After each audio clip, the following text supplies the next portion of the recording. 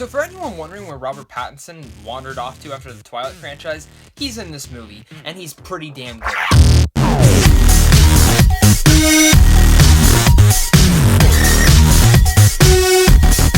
What is up, guys? My name is Zach, and I'm bringing you guys a brand new review today for The Lost City of Z. Let's talk about it. Come out straight and say this. I don't want to talk much about the story because I went into this film not knowing a single thing. I didn't watch a trailer. I just knew the concept and the people behind the film and the people starring in the film, and that is the best way to go into this film, in my opinion. Pretty much the story is just about one adventure based off a true story of him trying to find this lost city of Z in the Amazonian. The film contains Charlie Hunnam, Robert Pattinson, Tom Holland, and it's directed and written by James Gray. The thing about this film is it is marvelous. I mean, spectacularly in every single shot and every single way.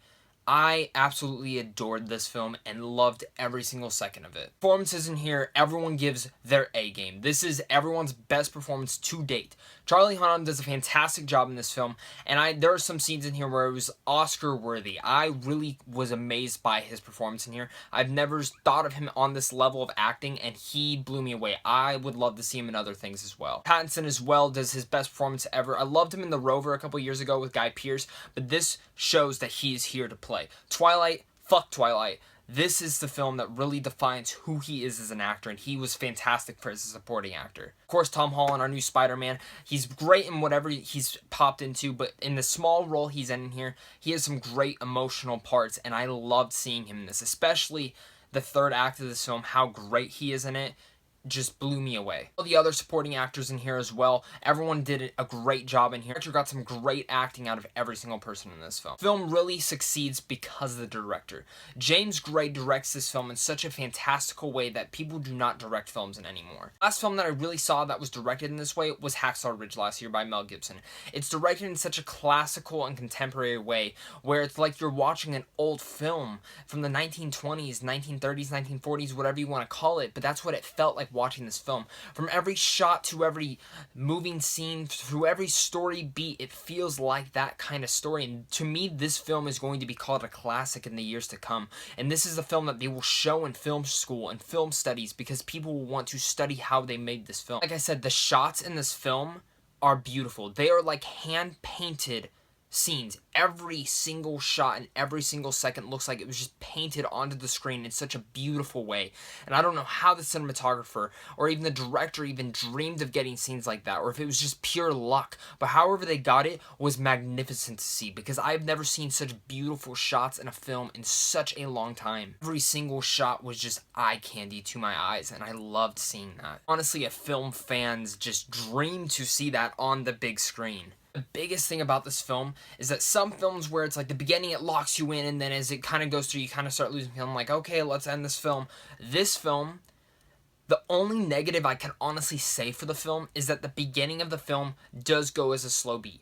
But that's how the pacing is, and it never gets off that pacing. The pacing is so slow, it's just an offbeat pace of it just keep going and keep chugging along. And with that pace, I found myself in the beginning of the film not really interested in what was going on. But as the film started to keep going on, I found myself becoming obsessed with just how the main character was, because the main character is also obsessed with finding this lost city and just wanting to go back to this forest and finding what is out there. And I found myself obsessed with wanting to see where does the story go.